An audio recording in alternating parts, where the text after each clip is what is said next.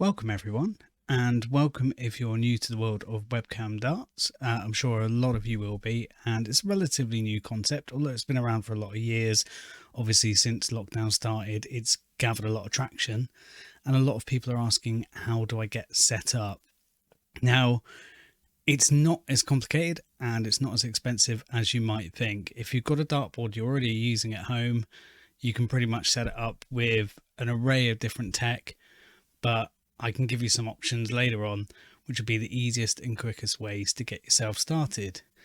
But before you even do that, there is a massive choice of software. Who do you go with? You've got the Webcam Darts Association, which is probably the most popular platform out there, and it's actually sponsored by Windmill as well. So there's a lot of backing for it. And in terms of stability, that's probably the best platform you're going to find. Certainly, I've used it in the past for over the last year, and in terms of stability, it's brilliant, but it is lacking, and it's lacking a lot of points. The guys you find on there, fantastic crowd, but they're pretty serious about darts in general. And when you look at the averages, you're probably going to be intimidated to start off. I don't consider myself a bad player. I'm not the best player, but I'm not bad. Round about a 44 odd average. It's not great, but when you're looking in there and you're seeing 60, 70 averages, you can kind of think, ooh, okay. So yeah, the guys tend to be quite pro about what they're doing in there. And my problem with the platform more than anything is since lockdown begun, there are a couple of people I love playing darts with, but there's no facility for a friends list. So you need to know what their username handles are.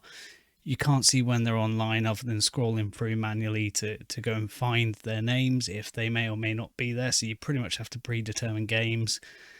And there's a lot of things which are frustrating from that point of view. Like if you wanted to set up a league for a smaller team, especially a lot of us have been lacking darts, it's impossible. You can't do it at the moment. So there are better options from that point of view out there, and I'll go into some of those a bit later on. But the key thing for me is I live in quite a rural location, and broadband in some of the places around here isn't great. So upload speeds for sending webcam images, etc., can be tricky. And certainly Webcam Darts Association is the best, in my opinion, at processing the images. If you've got ultra fast or super fast broadband, you're absolutely fine. You can check out at this point, but if you're running on an ADSL line, then pretty much the Webcam Darts Association is the only option you've got to go for. So one of the other bits of software I want to talk about is LiDarts. Now, LiDarts is brilliant. It's open source, which means it's open to everyone, and it's being added to all the time without any charge on it at all. It's just got something good about it in its bones, if you like. But yeah, it's coming along. It's relatively early days for it. And with anything open source, because they don't charge for it, getting it out there, it can be quite tricky. So it's building in momentum as we go along, and more people are playing on the platform every day. Now, the great thing about LiDarts is the fact that you can have a friends list, so you can see who's online at any point and give them a game. And also you can create your own tournament. So if you've been missing that league play, if you've got a group of friends you normally play with or within a league, you can kind of replicate that within the software, which is brilliant. And this is perhaps going to sound a little bit wrong, but I love the fact that you can add a flag to your name. So with your location, one of the things I found about the Webcam Darts Association is that you don't know who you're playing from anywhere in the country or in the world. And the problem I have with that sometimes is the language barrier. I don't know about you guys, but I love to have a bit of banter, a bit of fun when I'm playing. I'm not all deadpan serious, and I found that the language barrier sometimes can be a bit of a sticking point. So if given the option of playing someone in the UK, I probably would, because I kind of know the attitude to darts and what they're likely to play like in terms of having a bit of fun and a bit of a laugh, and you kind of miss out a little bit on that. I'm not saying I don't want to play anyone across the world. I do, and I do it regularly and I enjoy it, but it's a different kind of game if you're playing someone sort of more local to you, which is great. Now, another piece of software which is really popular with people is ProData. ProData is a great base to improve yourself. So it's really centered around practicing.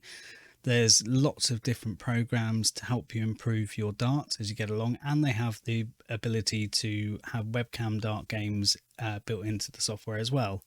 What's more, it works over tablet, phone or laptop, whatever you might have. You can use any of those to access the software.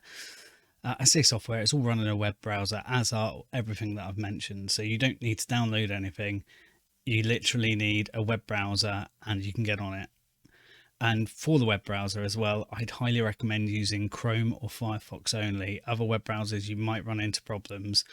Certainly the least amount of problems from my point of view has been Chrome, so that's what I tend to use when I'm playing webcam darts. Finally, in terms of software out there that you can have a play with and get set up with webcam darts is Nakka.com, Nakka.com.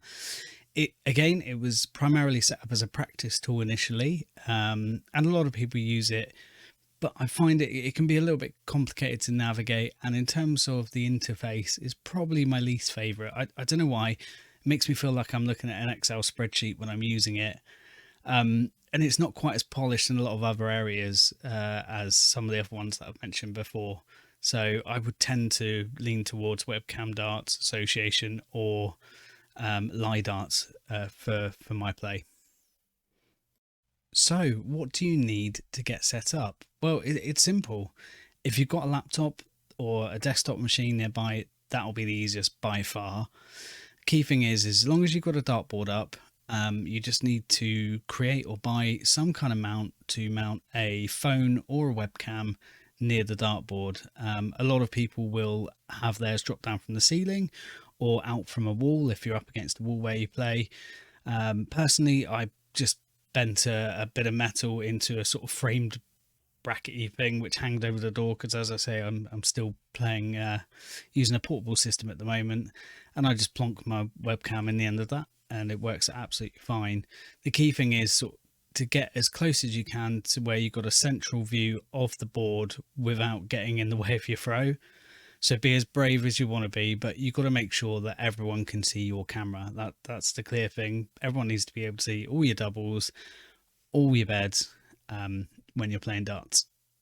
So how can you play if you haven't got a laptop? There are a few options to you. You can literally, if you can point your phone at the screen and still get to it to score, you can do it that way.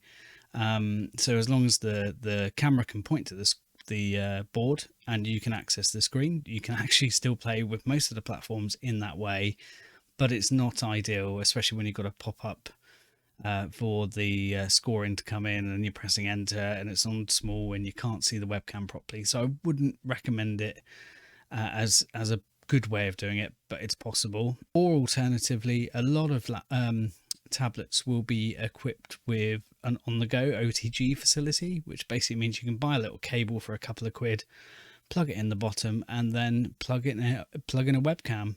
And there's plenty of third-party software options which will allow well-known webcams to work with tablets, and a lot of non-well-known webcams, but that is an option as well. Finally, if you've got an old mobile phone and a laptop but no webcam, what you can do is install something on the phone called DroidCam, and that will enable you to turn it into a wireless webcam. So as long as you've got a place you can mount that phone, then you can use that as the webcam to your laptop. Preferably, from my point of view, it would be to use a laptop or a desktop machine, because you can see what's going on a screen, you can pop in your scores without issue, and it works the best in my opinion. But I know that's not going to be an option to everyone.